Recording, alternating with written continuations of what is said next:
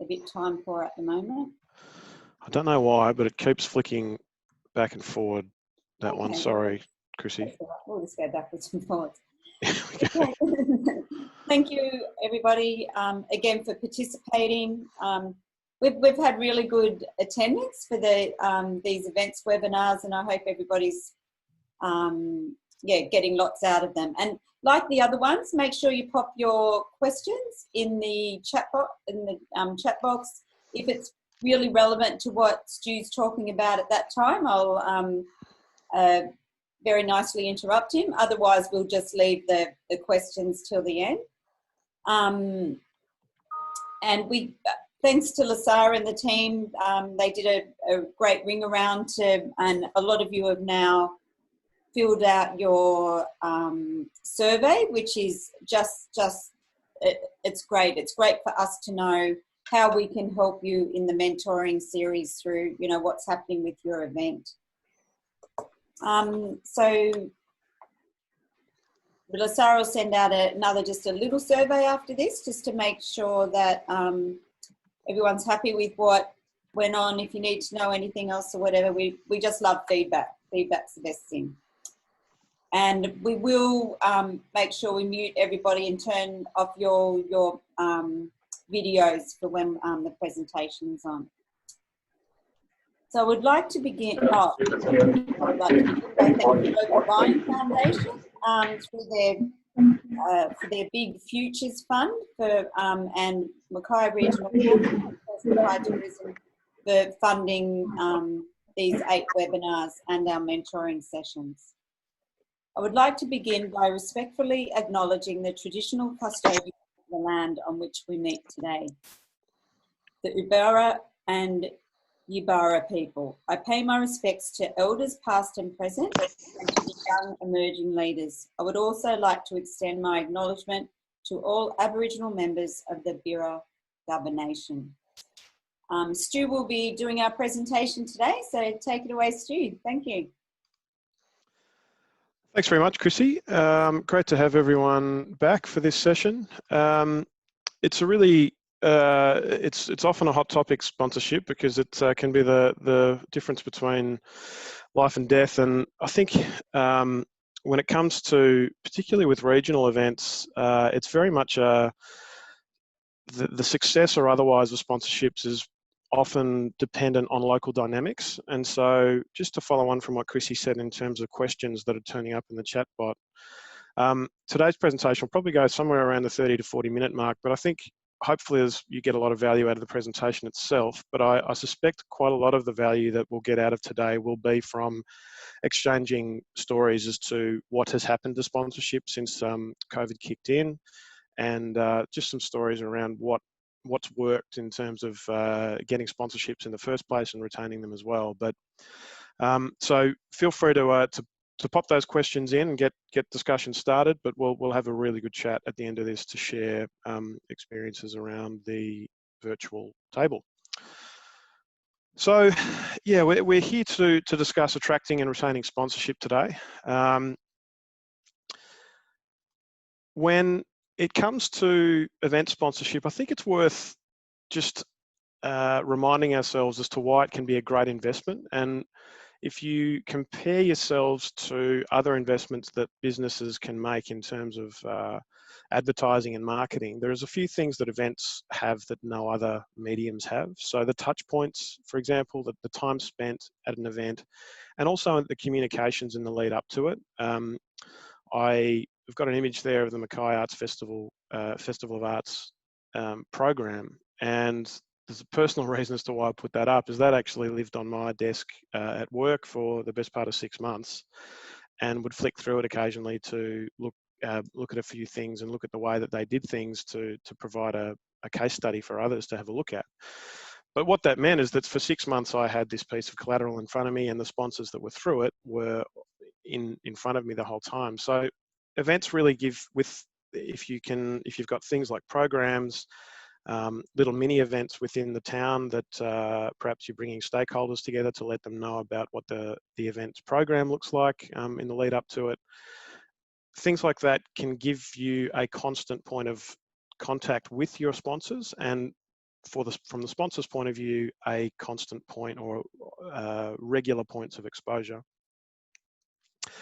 The attendees' positive frame of mind, as we all know, events we're here because we love them, and that's much the same for attendees. They turn up because they want to. They're there, they're passionate, and for sponsors to actually have a presence whilst people are in that frame of mind is clearly a really good one, as opposed to perhaps the normal day-to-day work environment. And they're connecting with a really passionate community in events. One thing that quite a lot of my background in events was conducting a lot of research around events on the New South Wales events calendar back in sort of almost 10 years ago now.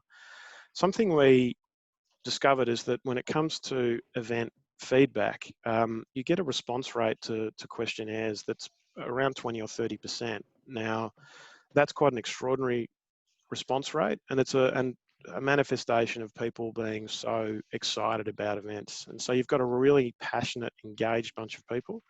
And again, that's a really positive thing to put forward to potential sponsors, that you've got a really fertile territory to sponsor. So in terms of what we're looking at today, we'll frame it in broad terms at two ends of the spectrum here. I suspect the solution to our respective sponsorship issues probably lies somewhere between these two.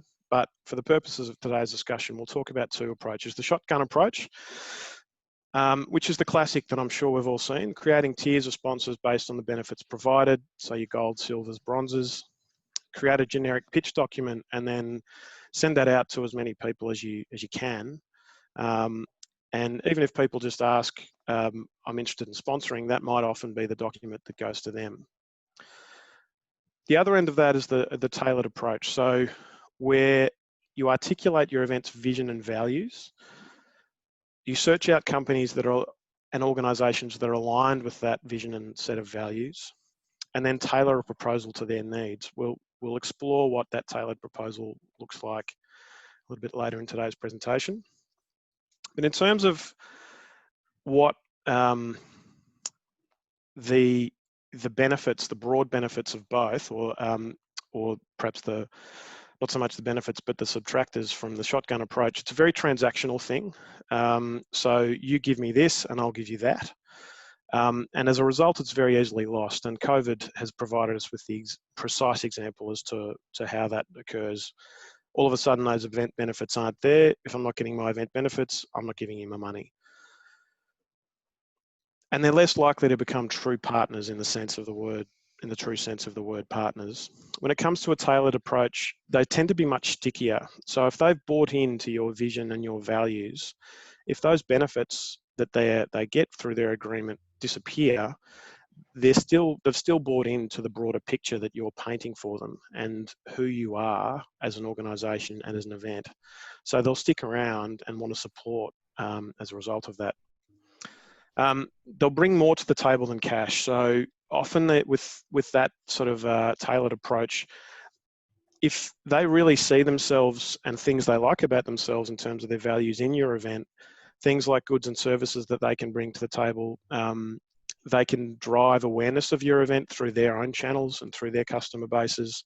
They can extend your reach to new audiences, build credibility in your brand if it's a really good brand itself, and even lend expertise and volunteers through their staff. There's often quite big sponsorship deals are done purely off the back of organisations wanting their staff to be volunteers at certain things.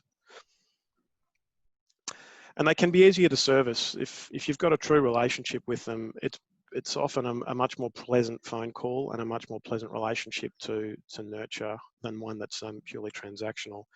And to perhaps sum up this whole, the dichotomy between the two is there's the old adage that it's a lot cheaper and easier to keep an existing client happy than it is to acquire a new one.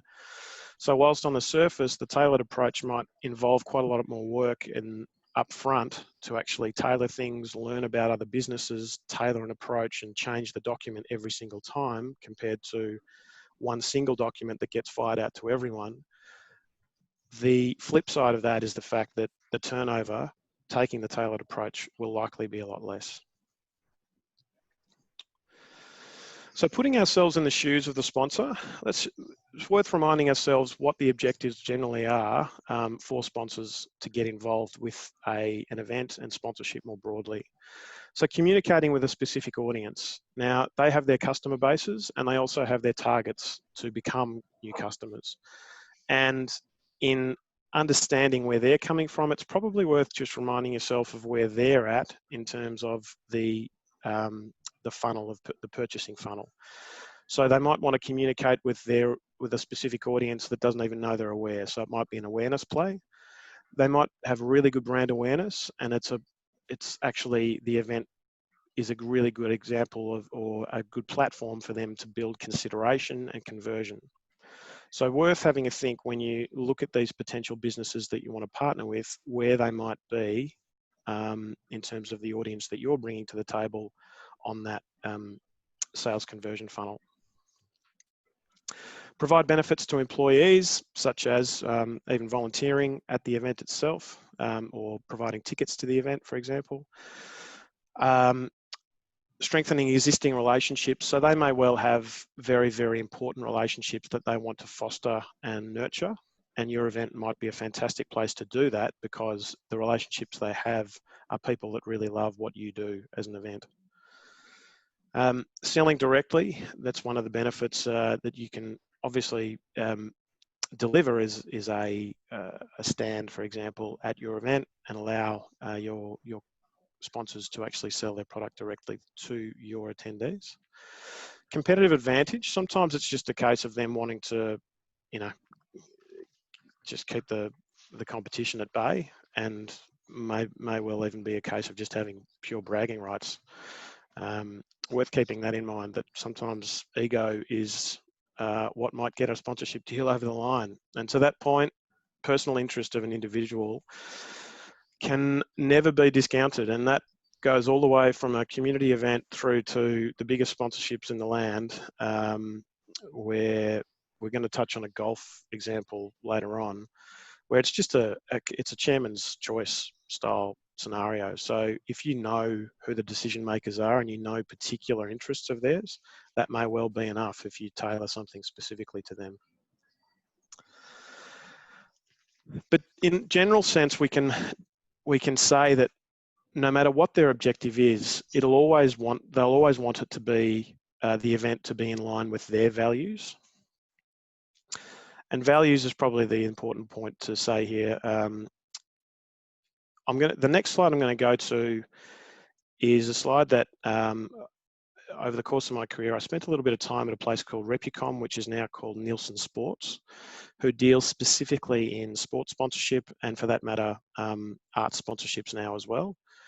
And the next slide sort of takes you through a really extensive piece of research, the top line findings of a really extensive piece of research with sponsors and sponsorship managers at corporates, that asked them what it was that they looked for in a sponsorship proposal when it hit their desk. And the first thing that they look for every single time without exception is brand fit. Does the event's values align with theirs? And this is often, if that's the first consideration they're ever going to look at, that's often where a classic scattergun approach, or the shotgun approach that we've said today, might just miss the mark, because you've said, this is our event, here's all our benefits, take your pick. And at that point, they haven't really had a feel for whether the event fits them as a brand. Now, that's talking to a corporate market. I think the same still rings true when it comes to personal interactions at a community level as well. What are the really important values to these individual businesses, even if they're really small businesses in the main street of Mackay? What are their values, and how does your event line up with their values, is essentially the question we need to ask there. How we go about articulating them, we'll touch on in a moment. The next three considerations that I run through were generally seen as of equal importance in the eyes of these sponsorship managers. Clutter is that they want clear space, essentially, to put forward their message. And so they want to understand how much competition there is for voice out there and at your event. Again, we'll go through what that might look like in a moment. Reach, understanding who the event's audience actually is. And I think that's a really important point to just realize now, is that understanding the size and the profile of the audience of your event is important, yes, but it runs secondary to brand fit and value alignment. So as opposed to going out there with, we've got this many people in our database and this is how many people attend our event, that's best to talk about once you've actually established that you've got an alignment philosophically. And then category exclusivity. Essentially, it's a little bit stating the obvious in some ways, but they don't want any competitors of theirs at the event itself.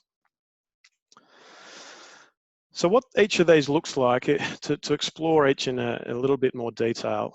When it comes to brand fit and your values, how to go about articulating this. I think a picture says 1,000 words, and to use really good imagery within your pitch documents that epitomizes your event and the moments within it really says an awful lot. And you can see values and you can see vision within an image. So get really good photography, get them to capture the moments within your events that are really special and epitomize what your event's about, and use them in your pitch documentation. The other way to go about articulating it is in fact with words and values, but defined your way, not by the Macquarie Dictionary. And the reason I say that is that you'll remain generic until you actually articulate why a certain word means something to you specifically. So everyone in Australia would, and pretty much every community I deal with will say we're diverse, we're open-minded, we're accepting. Those are all fine if they're your values, but realize that without articulating why they're important to you specifically, you remain the same as a host of others that use exactly the same values as their words. So the example I've put forward here is the page that was the second, in fact, the first page of the business plan for Mackay Beach horse races, the relaunch of which we hope might happen in the next year or so. And we've combined both a really iconic image here from it. It's an image that says a lot about the races. Clearly it's on the beach, but we've got fashion there that's a bit tongue-in-cheek as well. So that says a lot about the event and what it was about, having a lot of fun. And you can see that value that's articulated there next to that. Now, to emphasize the importance of those values within that business plan, the next page was in fact explaining precisely why each of those values is really important to the beach horse races and why they can legitimately take authentic ownership of those values.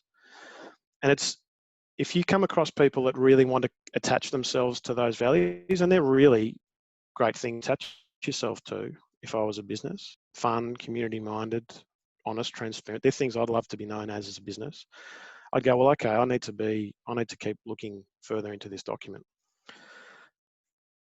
You'll notice in there's a little asterisk that says reflecting values that the Mackay community identifies with under the unique value. Just to go into those for a little bit more specific detail around Mackay, and apologies for anyone tuning in from outside of Mackay, but the Mackay values: down to earth, unpretentious, not afraid to get a bit dirty, adventurous, curious and inquisitive, Aussie and patriotic. And they're values that came up as a result of Tourism and Events Queensland's brand positioning work in 2017. So if those sit really naturally with your event, bring content to the fore that actually epitomizes those values if you're looking to create relationships with local businesses. The other place to have a look at and get a real in-the-moment feel for what is important to Mackay people, and by extension the businesses that are in it, is keep your finger on the pulse with hashtags like My Mackay and Mackay Pride. They're two tags that I follow myself, and it's really interesting to see the extent to which certain themes come up in those tags. So the one thing that hits me quite a lot is there's a lot of hashtags on those, or people will use those two hashtags when they're talking about outdoor activities and fitness in particular as well. There's a lot of photos from gyms.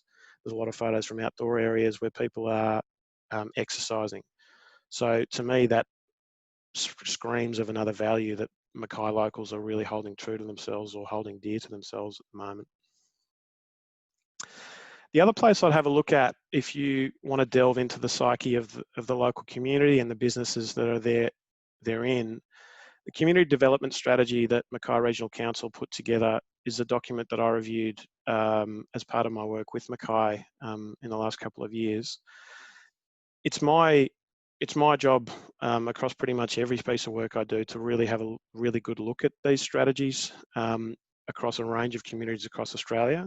And to this day, this community development strategy is one of the best ones I've seen. It really highlights exactly what the community wants and highlights it really in really simple terms. So I'd highly recommend delving into that community development strategy to understand what it is that the values are that the Mackay community hold dear to them, and what their aspirations are. And if your event can speak to that, then all the better.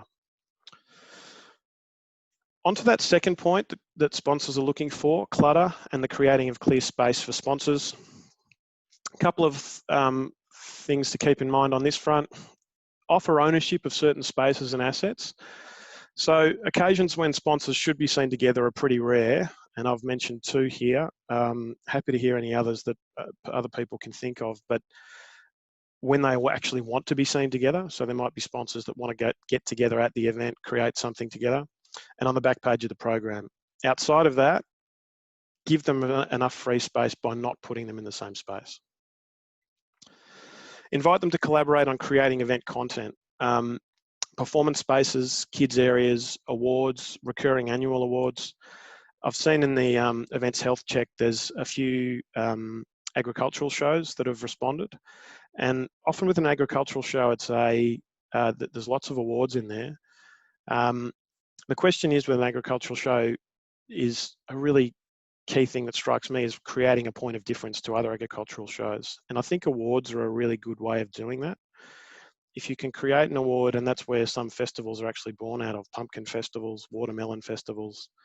If you can create an award that's unique to your show, then that's a really great sponsorship property for one, and also by extension, a great point of difference as an event.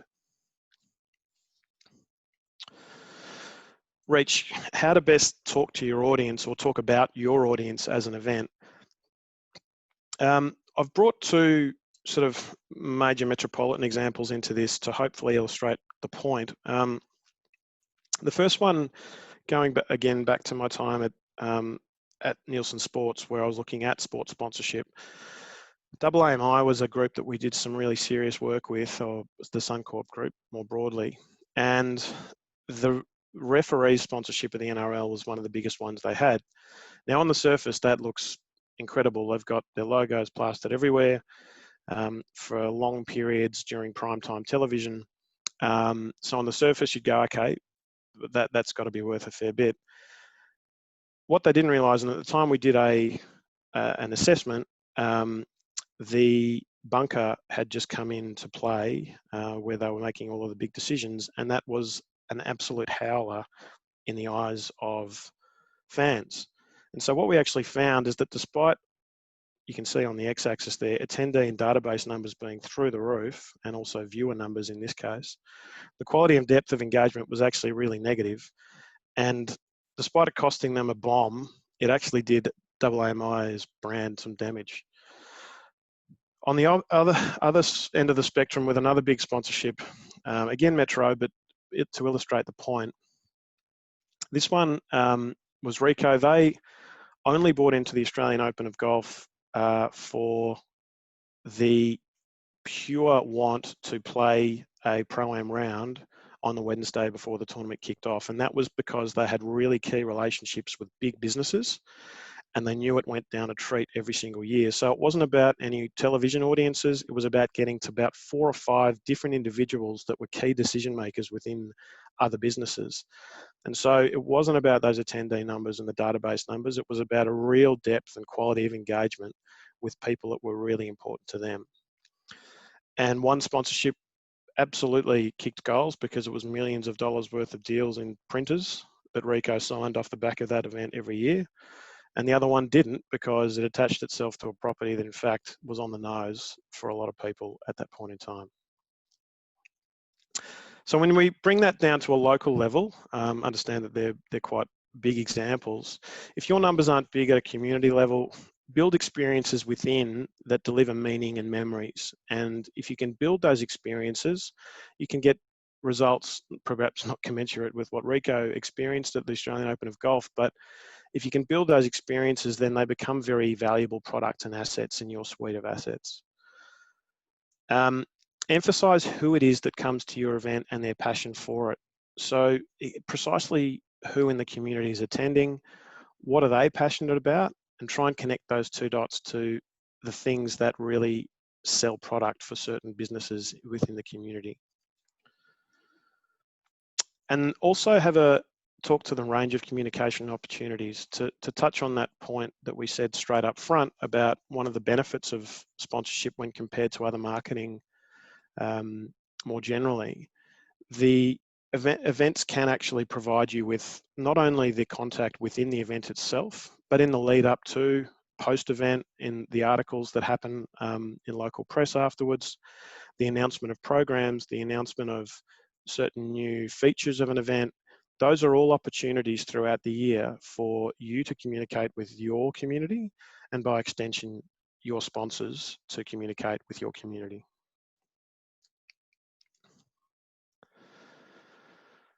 And I should just, to top all of that off, those 3 points are really talking to that y-axis, the depth and quality of engagement. It's enhancing that depth and quality of engagement when attendee and database numbers aren't necessarily a strong point.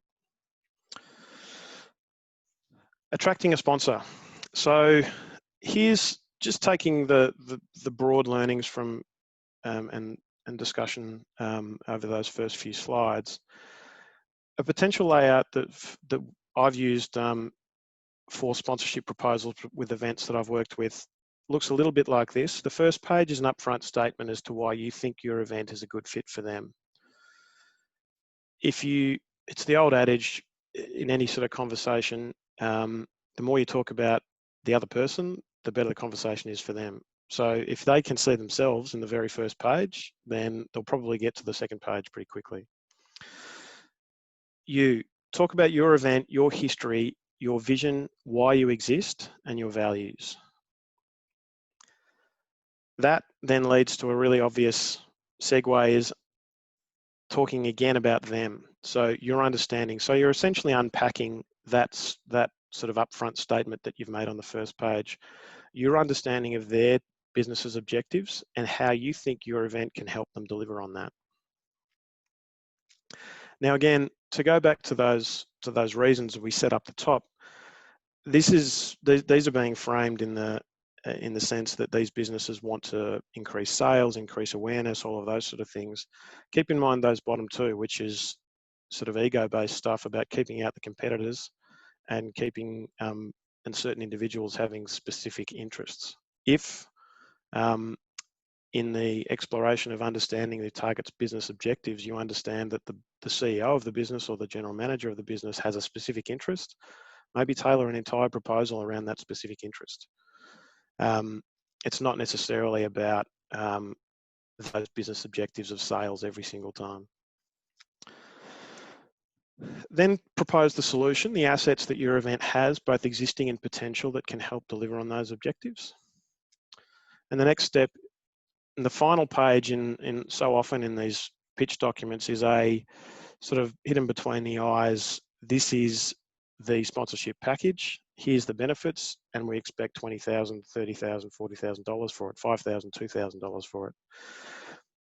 It probably depends on the target, but I'd suggest for quite a lot, it's probably worth not providing a sponsorship figure, because you allow the freedom for the sponsor to actually think about creating how they could use the event to their own benefit, and you can start a conversation with them. So maybe that final page in some cases is best just as, here's what we think would work for you, but we'd love to sit down and have a discussion. I don't know of any sponsorship deals that have been struck off the back of someone reading a final page of a document and saying, sign me up, here's your check. Those checks are delivered, and those balances are put into bank accounts after you've sat down and talked to people. And so perhaps the best way of putting that final next step forward is by saying, how about we sit down? In terms of the language to use in that pitch document, the reasons that we often hear, and we'd unfortunately be quite familiar with some of these in terms of when we get that rejection, is we have enough sponsorships, we don't do sponsorships, we have allocated our marketing budget, we already sponsor an event. A good way of actually, perhaps in terms of how you frame your thinking in writing the document itself, the pitch document itself, is perhaps using their language. So things like, you wouldn't hear someone come back to you and say, well, we've made enough sales, or we don't want to show our customers a new product, or we don't want to engage our customers in an uncluttered environment. We don't want to engage with our community. Those are things we're not going to hear from them. So if you can put your pitch to them in a way that makes them think about those things, sales, engaging customers, engaging with the community, then we will hopefully go a long way to piquing their interest. In terms of creating partners, and we can base these partnerships based on what they can bring to the table. What I'm getting at there is this best practice is what we see is a little bit less of this classic tiering of sponsors, platinum, gold, silver, bronze, and a little bit more of this community engagement partner, creative partner, production partner, sustainability partner. And those types of partners are partners you might be able to create yourself off the back of a bit of research around what's important in terms of values to the community at this point in time. There's a lot of talk about mental health at the moment. Are there businesses out there that would be a good mental health partner? You can talk to people at your event and raise awareness of certain issues that need to be talked about in the community. By framing things in those ways, it makes it that much more personal and shows that you have an understanding of your target's business and their objectives. And to extend that, use their language to emphasize the outcomes and not the assets you have. So the classic sort of final page would include things like this. You're going to get a logo on a program, naming rights to an award, announcements over the PA, whatever it might be. Maybe take those assets and categorize them in language that will be of appeal to them. So things like this: drive awareness, logo on a program, announcement over the PA, banners on stage; drive sales, stall at an event; support the community through volunteer uniforms; network and relationship building by buying a table at a gala ball, and we'll sit you next to the people you want to sit next to. By using their language there, those, again, will increase our chances of piquing a bit of interest, we think. So in terms of retaining a sponsor, we touched on it before, that the tailored approach is generally a more sticky one. So philosophically, taking that tailored approach is the first step. But in terms of our physical actions and what we do to ensure that we can maximise our chances of retaining a sponsor is first of all, be upfront, define exactly what it is that you'll deliver and why that is going to work for them, and perhaps create metrics around that if they're an important enough sponsor. Deliver what was promised. Nurture, take an interest in the business and understand what their challenges are. This is a real benefit if you can get sponsors to jump on board early, and this is where, if you've got the time and engagement, after you've articulated your vision and your values, if you can get them to buy into your story and say, look, we've got a 4-year, 5-year plan for this, and we'd love you to be along for the ride, that will create an environment where you can share with each other your gains and losses, and you can start tailoring little elements of your event to perhaps make up for what's been happening in their business. Review, take time to sit down with them after the event, thank them for their participation, review the successes and what could be improved for the following year, and then go ahead and plan for the next event and what the key touch points are in the lead up to that event. So we're almost at the end of the presentation to sort of start talking through a few questions and open the floor up to discussion. But before I do that, I just wanted to share with you a few observations of mine in terms of the opportunities that COVID presents for mine and the period that we're in now. First of all, there's local pride and cohesion is community cohesion is just something that's just coming to the fore. And in a tourism sense, it makes a lot of sense as well. We're going to rely on very, very domestic tourism and local tourism to keep our businesses afloat. So there's a real sense of people wanting to feel supported by those around them, and businesses that are seen to be supporting events that have really deep community roots.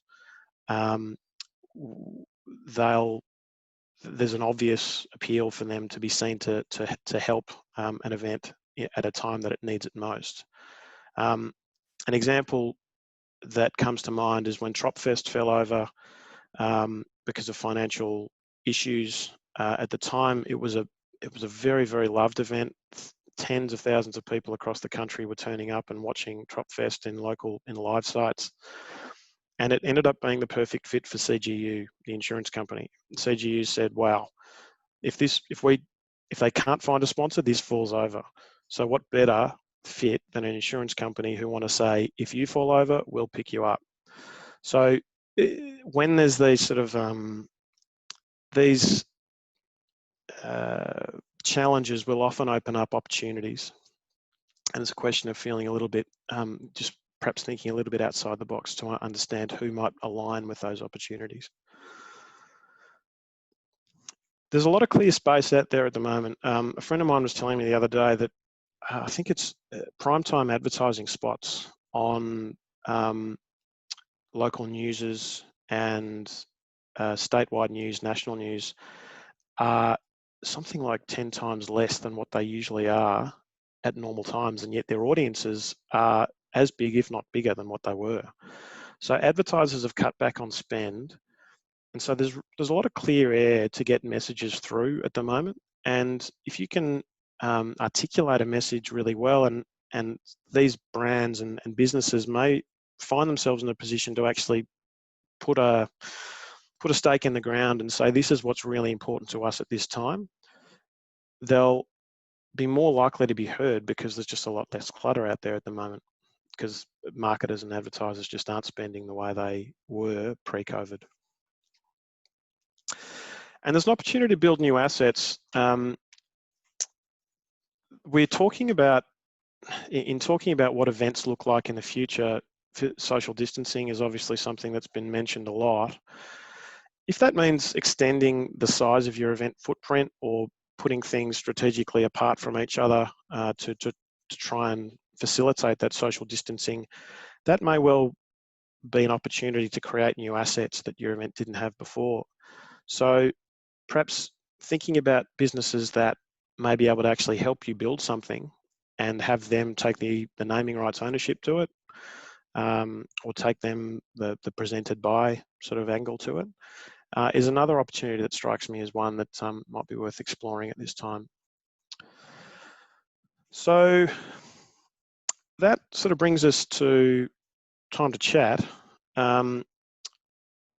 After we've had a bit of a discussion, there's some feedback on today's session would be most welcome, and the event health check. But yeah, Chrissy, I might turn over to you if you've been monitoring the questions, or for that matter, everyone can unmute themselves, and we can perhaps start sharing some experiences that have been had.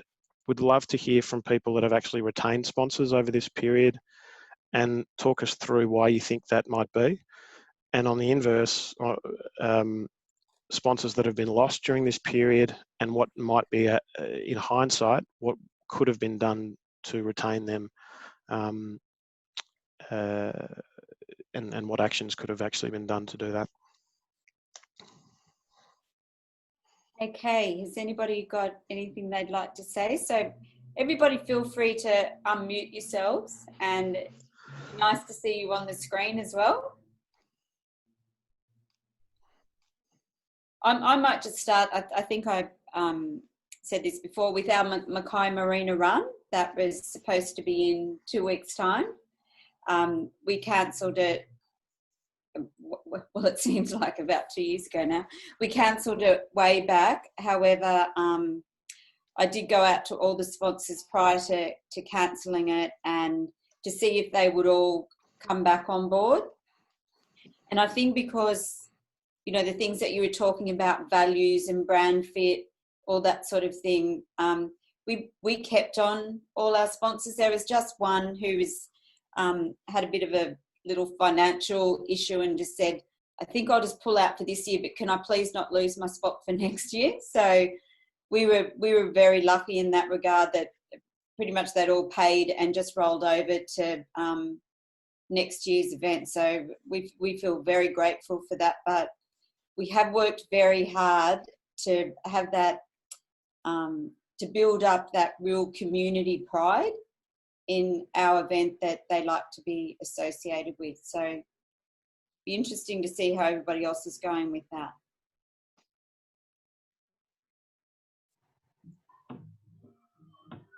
I was just going to add as well something with events I think is really important in the sponsorship space, is making sure that when you're looking at retaining sponsors, that you're not diluting the value that you've already sort of given them in the previous year.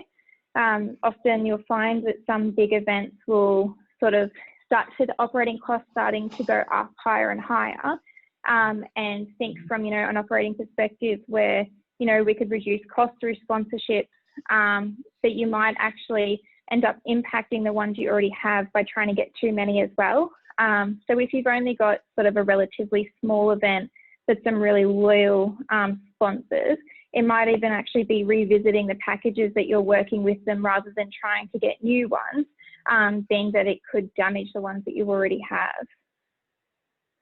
It's a great point, Sarah, and I think to actually tell that to your existing sponsors that you're wanting to retain is that we've locked out. We're not going out looking for new sponsors. We want to keep you and your space for you. It's a really good point. However, I do see that opportunity, you know, when you were talking about sponsorship categories, because I think, you know, a big thing that's coming out of this at the moment is how people are wanting to buy local or Australian made with products. They have the whole recycling thing. You know, there may be opportunities to bring a sponsor on that sort of doesn't clash with the other sponsors, but just like, you know, you might need petitions, like you're saying, between or crowd control things between people. Yeah. So it does create something that just wasn't there before. Like it's definitely a post-COVID thing that that you do have the opportunity for that sponsorship, especially if some of your sponsors have dropped off and there's not that alignment anymore. It's looking for those new opportunities.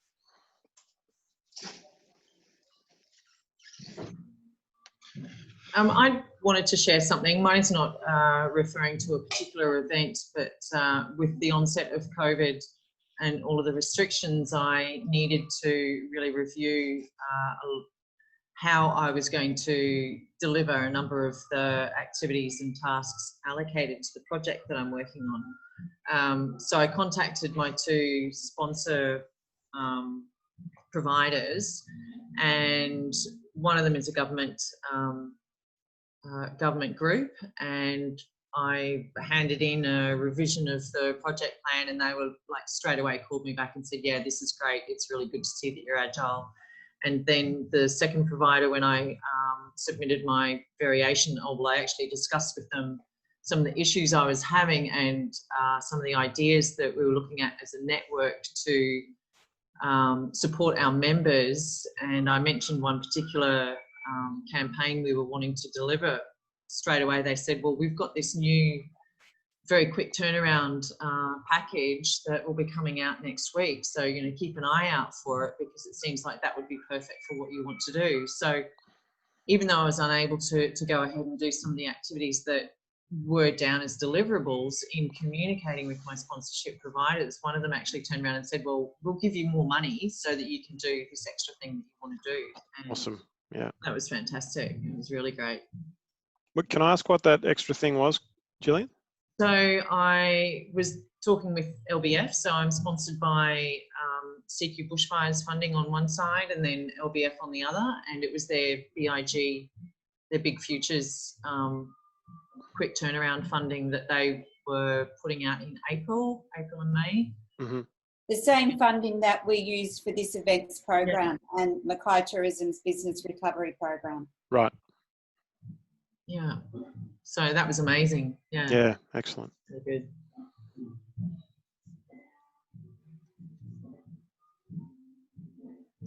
Have you got any examples of like some sponsorship documents that aren't the shotgun approach, that are a more tailored approach that you could share? That as in the proposals themselves? Yeah, just to, yeah, I mean, I know that we can't be sharing people's real proposals. But Yeah. I mean, I suppose in the end, my advice sort of stops at the point where I'm not actually doing the proposals for these events, so that the actual final product is something I've rarely seen. But the event that's coming to mind is one in the Blue Mountains, the Winter Magic Festival, and they started creating sponsorship proposals around community partners. They had an old folks home that came on board for a really significant amount of money because they needed to be seen as being integrated into the community, and so they were seen as the community engagement partner, and the benefits were pretty clear cut around the residents being able to have a little bit of seating to at a specific concert, for example, the Winter Magic Festival being a music and arts festival. So that's the one example that comes immediately to mind there. I don't know if I've got any yeah, hard and fast do you have any suggestions for like some of our event organisers that may have, you know, maybe losing sponsorship due to this? Yeah, just about, I suppose, the you know, I don't know, the language they speak to them, or, you know, who they send out to speak to them. I don't know. I'm just trying to think that I'm sure we've got events that are just losing their sponsors, and do they put something out? Because if they're going to need other sponsors, how would you go about like getting out there and finding new ones? Do you know how you're saying a tailored approach is better, but at the moment it's sort of probably you're wondering which ones to go out to, like news release, media release, put on Facebook. Do you? I think that for mine would be to look internally if you haven't already, look at your values again, look at why they're important to you, and then just do some desk research around other organisations in the community that seem to hold those values dear. And then the second part to that would be to have a look at the assets that you do have, and by extension say, well, I mean that business there, I know that their objectives are to do X, Y, and Z, and I'm sure that asset that we have, whether it be a competition or a certain attraction or a certain session in the event program, is something that would be likely for them to appeal to them. So I suppose that without getting into specific events problems, broadly I'd say look internally, understand your own asset base, and then try and take that empathetic approach to try and say, okay, well, these are businesses that I think might actually share these values and get value out of what our assets are. Margie from the Great Barrier Reef Festival's got a comment here that they're finding it especially hard as most of their sponsors are tourism operators. Yeah. That haven't been operating since March up in early. Yeah, and Margie, what's your experience been since the since COVID came in? Well, obviously our event is due first week of August, so we're very much assuming that it won't be happening. So it's more, I guess, going forward. It's hard. Like, I think contacting them now, maybe even if the event doesn't happen, I guess we can put on our social channels their tours and specials that they do. But yeah, it's hard to know when even they'll be able to open. Some of the tour operators are got such small capacity with the social distancing, they can't do it profitably, same as hospitality and all that sort of thing. But yeah, it's I guess how we can value add for them now, looking maybe forward to next year. I guess how we can, I don't know, say look at sponsorship now, but maybe not for next year, but start the benefits now, or I don't know, something like that. Would there be benefit in actually bringing them together as a group of sponsors and saying, look, we're one of part of a family here. Let's talk through how this is all impacting each of us individually and understand, what's worked and what hasn't, and maybe it's a sharing of resources amongst who you consider to be your family. Yeah, I guess it's a time to ask them what, if they were in a position to sponsor, next year, whatever. I guess asking them what they would want out of it, rather than the old shotgun. Yeah, I think that's a good plan, actually. Yeah. And creating that sense of solidarity, I suppose, amongst those sponsors is something that when you can, again, I'm going back to this Blue Mountains event, but there were 3 or 4 sponsors that had been on there for 10 or 15 years, and the key people in each of the organisations that were sponsors really knew each other very, very well because of that sponsorship and the shared sponsorship. So creating almost just opportunities for that little mini community to galvanise amongst themselves might be worth investing in. Yep, something to think about. I'd just be always communicating. I just think if you keep the channels open, you just do yourself the biggest favour, because otherwise they think that you've just dropped off the side of the earth and that maybe that you never ever want to do that again. Yeah. But yeah, it's sort of letting them know. I mean, I know it's very hard for you at the moment because you're trying to work out what your intentions are, but even just letting them know that you're not sure what your intentions are, however you may be thinking this. I'd just be communicating, I think. Yeah, it is really hard. Just there's so many grants and stuff happening at the moment. There's a lot to do, so really busy. Yeah, can't understand. My $0 an hour rate. I know.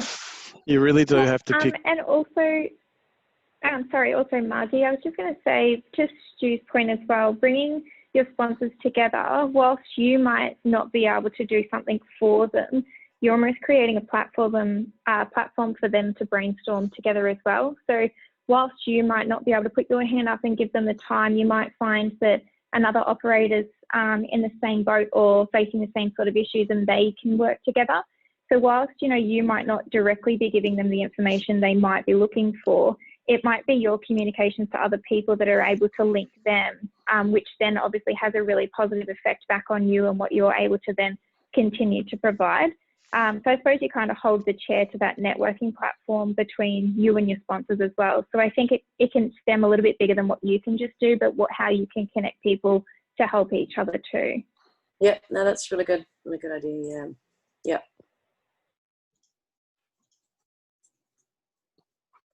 Actually, Stu, I found that really, really, really helpful. I'm glad to hear that, Chrissy. Yeah, it's great. Yeah, especially, just not looking at the old platinum, gold, bronze level. I think that one size fits all is just not the way of the future. I think people are business is a bit more astute and demanding, and, especially now, they'll be really, really conscious of where their dollars are. So I think that was a sort of perfect scenario for what's happening at the moment. And I think their own, it might be stating the obvious a little bit, but when you do find these businesses that you think might be a really good fit for your event, just getting onto their website is them. It's their personality. And take their language off it, take their words, take the manner in which they talk about themselves, and regurgitate it back to them in your pitch to them. It's that old sort of, that adage that we touched on is, I think people do like to hear about themselves when you're talking to them. That's true. Just thinking, the thoughts occurred to me as I've been listening to people that maybe with the sponsors, our Coconut Festival was cancelled for this year because of it's in September, which there's a lot of reasons for it. But if we go the same sort of time next year, one of the things could be to approach some of the potential sponsors and say, well, how about you come on board to help us plan for next year? What do your staff think? What do your employees think? What would they like to see? And start to try and get them involved as part of the organising committee, as it were, by default. And then say, well, if we get enough sponsorship, we can do this. And if they come up with, well, that's fine, okay, well, that'll cost us $5,000. Well, if we can have that sponsored. So try and bring on some of the sponsors as almost pseudo part of the committee to help develop the ideas and concepts, so that when it comes about, they feel part of it rather than just financiers of it. Yep. That's a great point, Roy. And I think sometimes in you saying that, the people that would that might scare the idea of people coming in and taking control and doing things with their event. But I think the way to actually ensure that everything's done in a certain manner is by having that business plan that underpins everything, your sets of values, your vision statement, your mission statement, and invite everyone in within that framework. And if someone was to, perhaps that would mitigate against any sort of fear that someone might come in and do something untoward at your event. You can go, well, actually, that's not in alignment with what our key, what we're about at our core. I'm thinking more so of some of our more significant sponsors, because they do have organisations that they represent. Obviously, the smaller ones, there's always an opportunity for people to come on board and assist. But some of the bigger ones that have networks within the staff, and it does two things. It sort of helps with the organisation, but it also gets their employees involved so that they're aware and constantly made aware of the fact that the festival's coming up, so that they're more engaged with the festival, hopefully, when it does come up. Yeah, absolutely. Anybody else like to ask Stu something while you've got him here? And if your area of interest is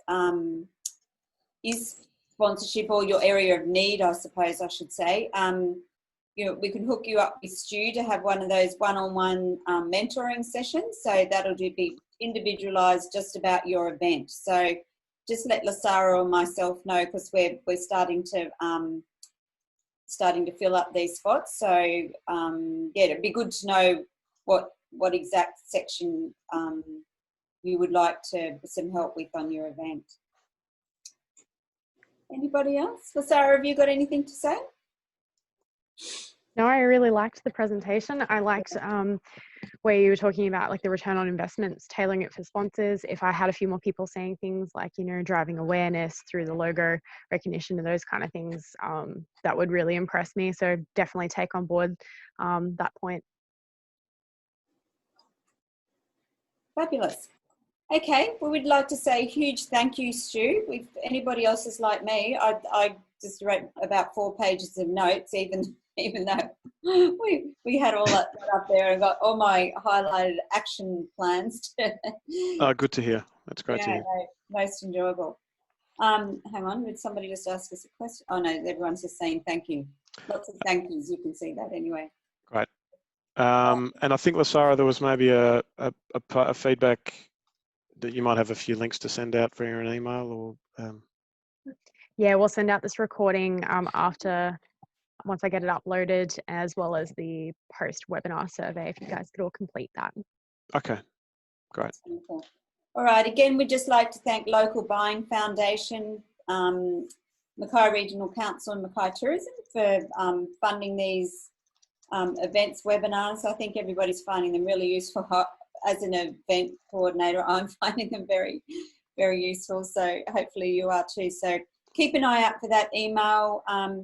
We'll also keep the library of all these webinars on our Mackay Tourism YouTube playlist. So yeah, you'll have a couple of different accesses to them. So have a happy Tuesday, everybody. Great. Thanks, everyone. Thanks. Bye. On nice to see you all. Friday. Hang on, just let me get the right times. Where's my thing here? Here we go. Friday at 11 a.m. till 12:30. We've got Krista back. She'll be talking about event marketing during and post COVID-19. So that'll be just another interesting one. That'll be number 6 in our webinars of 8. I'll be almost sorry when these finished. Can we get this done and keep going? Okay, everybody. So thank you so much, and we'll say farewell. Bye-bye. Yeah, Bye. cheers. Bye.